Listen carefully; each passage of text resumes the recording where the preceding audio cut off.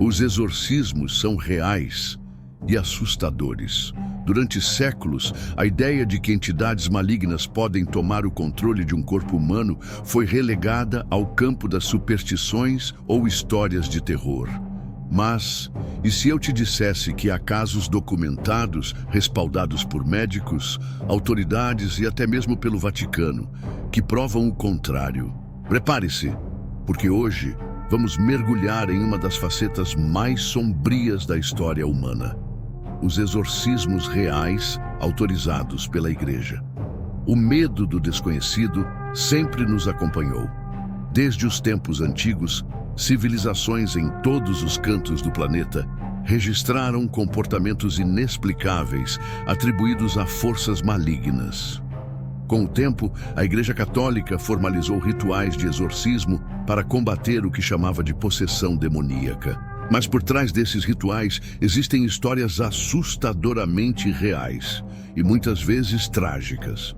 Vamos começar pelo caso mais famoso da história moderna: Anneliese Michel, Alemanha, 1976. Se você assistiu ao filme O Exorcismo de Emily Rose, saiba que ele foi baseado neste caso real. Anneliese não era uma garota comum, tampouco vivia em um ambiente místico. Era católica praticante, inteligente e dedicada. Tudo começou quando ela tinha apenas 16 anos. Ela começou a apresentar convulsões e sintomas de epilepsia. Foi diagnosticada com epilepsia do lobo temporal.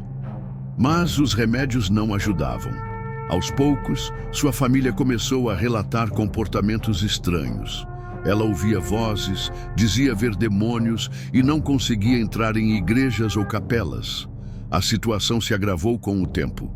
Ela se autoflagelava, comia aranhas e insetos, bebia sua própria urina e falava com vozes diferentes, alegando estar possuída por figuras como Lúcifer, Judas Iscariotes e Nero.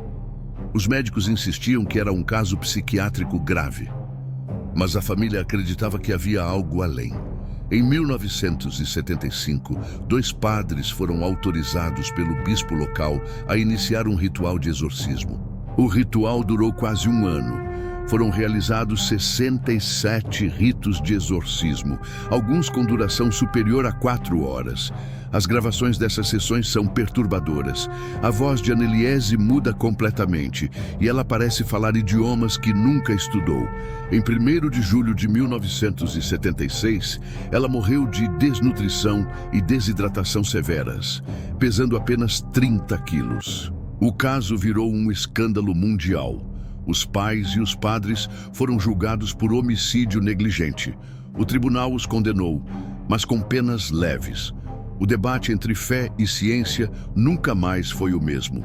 Até hoje, muitos acreditam que ela realmente estava possuída. E o mais assustador, o Vaticano jamais declarou publicamente que foi um caso de histeria coletiva. O silêncio da Igreja fala mais alto. Agora imagine um exorcismo que dura não dias, mas 30 dias seguidos. O ritual de exorcismo de Clara Germana Celi, África do Sul, 1906. Essa história é uma das mais esquecidas pela mídia, mas amplamente estudada por teólogos. Clara era uma jovem de 16 anos que estudava em uma escola católica missionária. Segundo registros da época, ela teria feito um pacto com o diabo. A partir desse momento, seu comportamento mudou radicalmente. Ela gritava blasfêmias em idiomas que nunca estudou, inclusive latim. Possuía força sobre-humana e levitava diante de testemunhas. O mais impressionante foi relatado pelas freiras da escola. Clara parecia saber os pecados secretos de todos ao seu redor, inclusive dos padres. Um dos relatos afirma que ela agarrou um crucifixo e o quebrou com as próprias mãos, gritando que a cruz estava pegando fogo. A Igreja decidiu então realizar um exorcismo. O ritual durou 30 dias. Durante esse período, Clara foi amarrada, contida e monitorada por enfermeiras e religiosos. Em vários momentos, ela gritava com vozes masculinas, urrava como animais selvagens e se contorcia de formas consideradas antibiológicas. Ao final do 13º do dia, após rezas incessantes, o padre declarou que a entidade finalmente havia deixado o corpo da jovem. Clara voltou ao normal e viveu até os 22 anos, quando morreu de causas desconhecidas. Nenhum laudo oficial foi emitido e o caso permanece um dos mais bizarros já registrados. Mas, afinal, como funciona um exorcismo autorizado pela Igreja nos dias atuais? Conversamos com o Padre Domingos, um dos poucos exorcistas autorizados no Brasil que aceitou falar conosco sob anonimato, nome fictício para preservar identidade. Segundo ele, o processo para aprovar um exorcismo é extremamente rigoroso. Antes de mais nada, a pessoa precisa passar por avaliações médicas e psiquiátricas. Só quando se esgotam todas as possibilidades clínicas, o bispo local pode autorizar o rito, explica. O ritual é feito em latim, seguindo o Rituale Romanum de 1614, atualizado em 1999. É realizado em um ambiente controlado, com equipe de apoio e muitas vezes sem a presença da mídia ou da família. O padre ainda compartilhou algo chocante. Já vi pessoas vomitarem objetos como agulhas, vidro, até cruzes pequenas. Isso não é algo que se explica com medicina. O mal existe e às vezes se instala no corpo, como um parasita esperando o momento certo para se manifestar. Ao ser questionado se já teve medo, ele respondeu com frieza: não, porque o medo é a porta que eles usam para entrar. Após essa entrevista, fica difícil não se questionar. Afinal, será que estamos falando apenas de transtornos mentais? Ou existe algo além da nossa compreensão?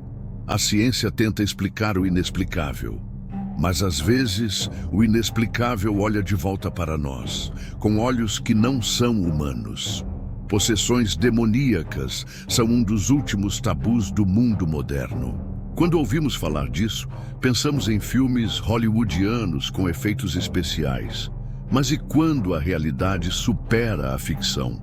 Quando gravações, testemunhos e documentos revelam algo perturbador e inegável? O exorcismo não é uma prática extinta. Pelo contrário, o número de exorcistas no mundo aumentou nos últimos 30 anos. O Vaticano, inclusive, realiza cursos de formação anual para padres. Isso mesmo, existe uma espécie de seminário do mal dentro da Igreja Católica. Você sabia disso?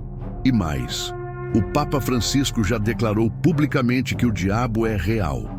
Em 2018, ele afirmou que o mundo moderno havia subestimado o poder do mal espiritual e que o maior truque do diabo foi convencer as pessoas de que ele não existe. Em um mundo onde o mal muitas vezes é visto apenas como metáfora, talvez seja hora de reconsiderar o que sabemos sobre ele. E você, acredita em possessão? Ou prefere dormir tranquilo achando que é tudo invenção da mente? Mas cuidado, os demônios, segundo os exorcistas, não escolhem suas vítimas ao acaso. Eles se aproximam de quem duvida, de quem está enfraquecido espiritualmente e de quem não acredita que eles existem. Se você gostou deste conteúdo, não se esqueça de deixar seu like, se inscrever no nosso canal e ativar o sininho para não perder nenhuma novidade.